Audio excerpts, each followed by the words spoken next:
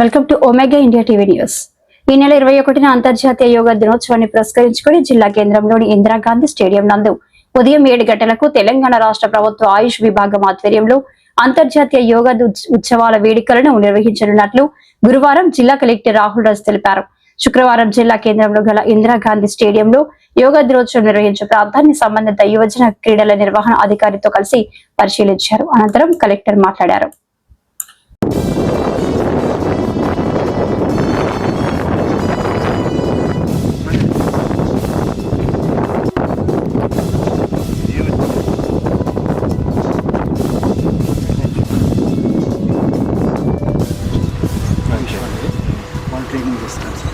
micro system పెట్టాలా, flexi కూడా ఒకటి పెట్టాలా, ఆ సైజు